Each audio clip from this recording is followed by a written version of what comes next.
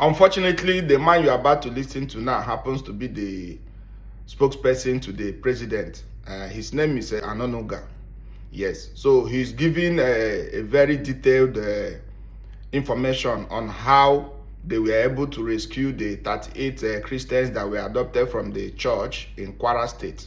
So listen to him on how they managed to release the 38 people. First of all, what can you tell us about how the 38 worshippers at that church in Eruku, Kwara State were rescued? Well, I think after the incident happened and the DSS and the military were involved in the rescue efforts. I think they got in contact with the bandits to release those people unarmed. And I think finally on Sunday, they were able to get them out unarmed. So they basically know who they are. Well, and, because when you say rescue them, yeah, did they actually physically go there and get them out? The security people, well, at the risk of revealing how they do their work, they do have a way of tracking these people. Right. So they know what's going on at any point in time. What sometimes restrains them from going after them is the risk of collateral damage. Of course. They go about abducting our people and they use them as shield so that they will not be attacked. So they don't just want to be attacking them, they need to be sure that they are not using our people as a kind of a shield. But if the government did not attack them in order to rescue these people, how did they get them released? Because, I mean, it seems almost... They got in contact with them? Yeah, but what I'm saying is that it seems almost perverse for the people to abduct people and then a few days later release them. They have a way of contacting them. You mean they paid them money? Not paying them. They know the risk. If they keep those people with them and they're saying release them, they know that the next thing will be for the government to embark on a kinetic action and attack their base.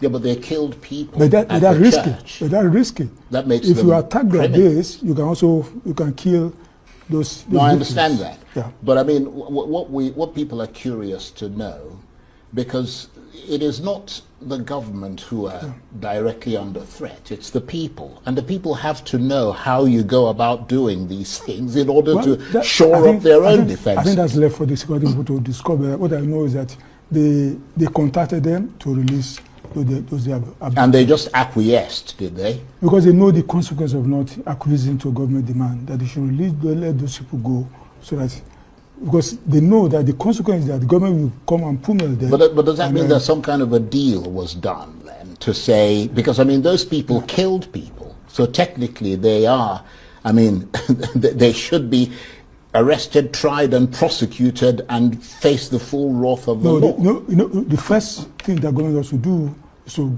get those people freed. Right. And government has achieved its objective. As for the next level action, it's left for the security people to take. I don't want to second guess them. They know what they have to do. They've taken the precaution to make sure that at least they retrieve those people from there. That's the first thing. So the next line of action is left with, I don't want to be talking about. And that is all the people who were abducted? All of them. Right. All 38 of them. Right. All right, so it's funny, but it's not supposed to be funny, but it's funny. Now, let's create a scenario now. A particular group of terrorists used about 3, 4, 5 months plan an adoption. On the day of adoption, they armed themselves with different types of weapons, sophisticated weapons. They now stormed the church. They risked their life because if security agency had attacked them, most of them might have been killed. They risked their life, then came and they adopted 38 people. In the process, they killed 3 people. Then they went into the bush and demanded 100 million each for ransom, which is 3.8 billion naira. Then our security operative picked their phone and say, "Hello, terrorists. You need to release those people now. If you don't release them, there will be consequences. There will be very big consequences, so release them immediately. You know we know you. You know we are friends. You know we eat and drink together. We know where to find you. I know your cousin. I know your uncle. I know your mother. I will go after them. You know what I'm talking about. You know your hideout, we know it. So release them. Now there will be consequences. Then the bandits will be shaking. The terrorists will be shaking. Ah, they say they know us, so they know our hideout. So let's release these people. They just release them. After all the stress, nothing. They didn't collect money. They didn't gain anything. They buy people. Then government too will relax. The people that they killed, with the family will say, thank you, government, for allowing them to kill them. You see the kind of government we have.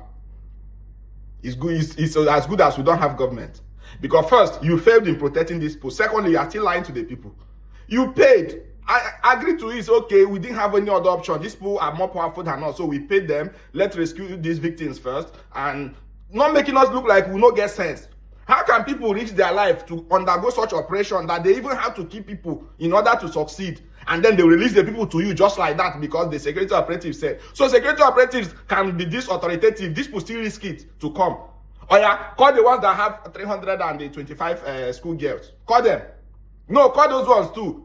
Let them release. Then you warn all of them. Do a TV broadcast and tell them, say, any of you that kidnap anybody again, there will be consequences, so that they will stop. Why do you need to wait for them to kidnap people before you tell them there is consequences? So they didn't know there was consequences before they embark on the journey. You would think we are just idiots, just because some of the gullible ones that worship you guys can listen and believe anything you say. So you believe that every one of us, including the educated ones, the highly educated ones, the top scholars in Nigeria, they are all under your juju. So we don't know anything. Now the government will have this.